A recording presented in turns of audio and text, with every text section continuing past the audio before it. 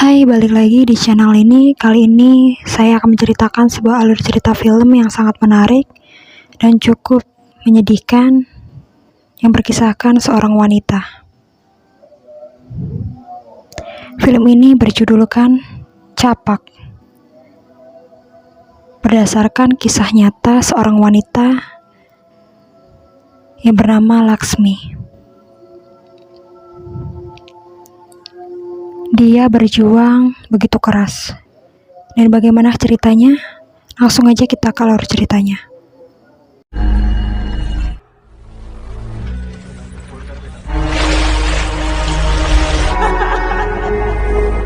Di awal film diperlihatkan sebuah demo kekerasan. Ada seseorang reporter bernama Alka bersama seseorang Amol. Amol ini adalah seorang pemimpin dari sebuah yayasan untuk para survivor para serangan asam, yaitu serangan air keras. Alka memperkenalkan yang namanya Malti. Malti ini adalah wanita yang berjuang tentang larangan air keras. Dan inilah sosok yang bernama Malti. Dia yang selalu berjuang mencari sebuah pekerjaan. Namun apa daya, karena wajahnya yang terkena air keras membuatnya dia selalu ditolak di saat dia melamar sebuah pekerjaan. Padahal sebelumnya banyak sekali perusahaan yang ingin memperkerjakannya. Namun apalah daya, ini sudah nasibnya. Mari kita flashback tentang kejadian Malti terkena air keras, di mana Malti yang sedang berjalan di pinggir sebuah pertokoan, dia disiram air keras. Ia melihatnya, namun air keras itu begitu menyakitkan. Lalu ada seseorang kakek tua yang menolongnya dan mengantarnya untuk pergi ke rumah sakit. Lalu sesampainya di rumah sakit, Malti pun diobati oleh seluruh dokter di sana. Ibunya menyaksikan sangat sakit hati tentang kejadian menimpa anaknya. Lalu polisi itu menanyakan tentang kejadian Malti terkena air keras. Siapa pelakunya? Malti hanya menjawab sepeda dan selendang biru. Lalu polisi menyelidiki berdasarkan kesaksian Malti dan kekasihnya Rajas. Mencurigai Basirkan teman keluarga Malti dan saudaranya Parven. Oke, ternyata orang tua Malti ini bekerja sebagai pembantu rumah tangga di keluarga Faiz. Lalu bibinya membantu finansial perawatan Malti dan memperkerjakan Archana sebagai pengacara Malti. Hari demi hari setelah kejadian itu, Malti semakin murung. Ia hanya di kamarnya dan menutup semua kaca yang ada di rumahnya. Namun setelah beberapa hari setelah itu, dia memberanikan diri untuk membuka salah satu kaca di rumahnya. Dia pun menangis histeris dan berteriak, melihat wajahnya yang sangat rusak. Lalu setelah itu datanglah pengacara yang bernama Archana. Dia pun menasehati Malti tentang kehidupan yang sekarang yang sudah murung. Dia harus bangkit dari kepurukannya. Karena jika dia murung terus, itulah yang diinginkan oleh pelaku. Lalu demi sedikit Malti pun ingin berjuang tentang hidupnya. Lalu pengacaranya mencatat serangan asam dan juga yang membakar seseorang dengan air panas. Ternyata di bawah bagian pasal yang sama. Seharusnya hukumannya sama. Jadi jelas Basir dan Parven bersalah. Karena pada kejadian itu dikuatkan oleh saksi Malti dan juga jari-jari Parvin yang terbakar oleh zat asam. Bahkan saat polisi datang ke rumah Parvin, ia pun akan melarikan diri dari kepolisian. Disinilah di sebuah pengadilan di mana pelakunya juga ingin membelakan diri bahwa mereka ini bukan pelakunya.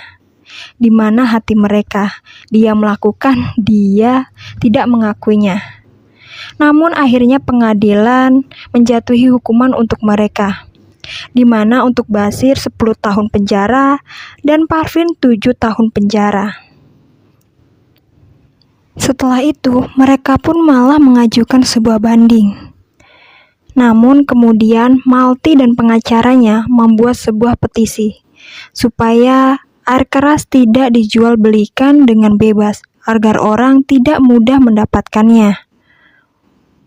Kembali ke masa sekarang, di mana ada bibinya Malti yang menelponnya. Bibinya mengatakan bahwa ada seorang bernama Alka, reporter ingin mewawancarainya. Lalu sesi wawancara itu dimulai. Alka dan temannya itu menyemangati Malti dan membicarakan tentang pekerjaan. Lalu tiba-tiba Malti mengatakan adakah pekerjaan untuknya di stasiun TV Alka bekerja. Sontak Alka pun terdiam.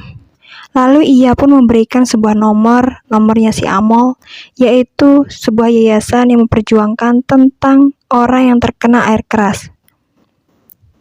Malti pun menelpon si Amol. Amol di sana yang sangat bijak memberi saran kepada Malti. Setelah itu Malti pun memperkenalkan diri bahwa dia adalah Malti. Amol pun sangat senang.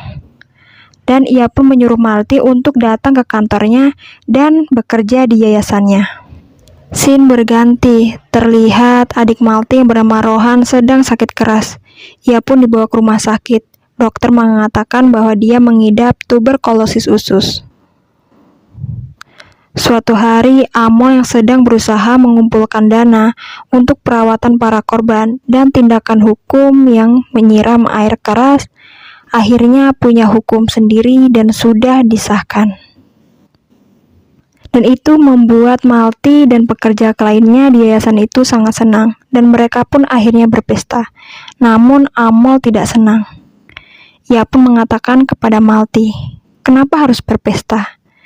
Toh ternyata air keras masih dijual bebas. Namun Malti menjawab, aku yang terkena air keras, jadinya aku bebas berpesta. Jawaban itu membuat si Amol pun ngambek. Dia pun akhirnya tidak bisa menjawab lalu pergi dari kerumunan orang itu. Setelah itu dari kejauhan para teman-temannya pun mencoba merayu Amol untuk pergi ke pesta itu. Terlihat juga Malti juga sedang mengintip Amol dan merayunya. Lalu akhirnya mereka pun tertawa.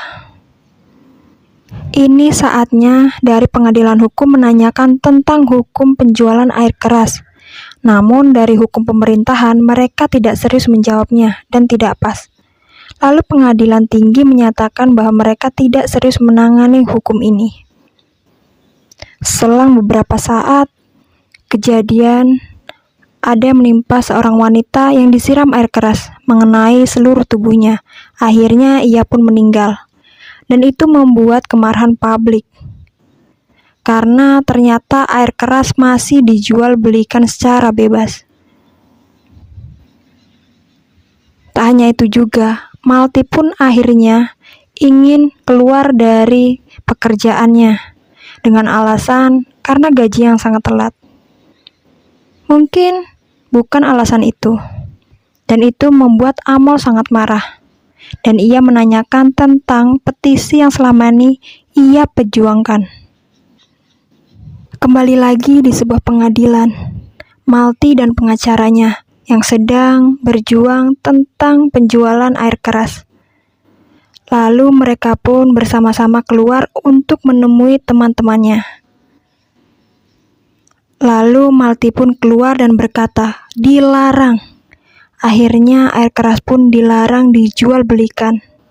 Mereka pun akhirnya bahagia. Karena yang diperjuangkan selama ini akhirnya ternyata sudah ada hasilnya. Mereka pun saling berpelukan. Tak hanya itu juga, Malti dan Amol dengan tatapan yang sangat bahagia. Suatu hari terlihat Amol dan Malti sedang berdua. Mereka sedang berbincang. Sepertinya ada di sebuah becak. Lalu Malti menanyakan kepada Amol, apakah sudah boleh berpesta? Amol menjawab, yang penting tidak jadi keluar kerja kan? Setelah itu Malti dipanggil di sebuah stasiun televisi. Alka lalu menawarinya menjadi Miss Anchor. Wow, luar biasa. Namun Malti menolaknya. Dan itu membuat Amol sangat marah dan bertanya kenapa menolaknya. Malti menjawab bahwa dia tidak pede di sebuah kamera. Dan dia tidak nyaman. Dia lebih nyaman bekerja di Yayasan Amol. Setelah itu, Malti mencoba memberikan sebuah kode. Kode tentang Malti ini sebenarnya suka sama Amol. Sepertinya Amol juga menyukai Malti. Kembali lagi di sebuah pengadilan. Ternyata kasusnya belum selesai, di mana Basir ini mengajukan banding. Lalu kedua pengacara itu saling berbicara dan saling baku hantam. Setelah itu Malti pun dipersilakan untuk berbicara. Mari kita flashback di masa lalu Malti, di mana Malti ini berpacaran dengan Rajas dan diketahui oleh Basir. Akhirnya membuat Basir ini sangat marah. Akhirnya Basir merencanakan sesuatu melalui Parvin dan menyuruhnya.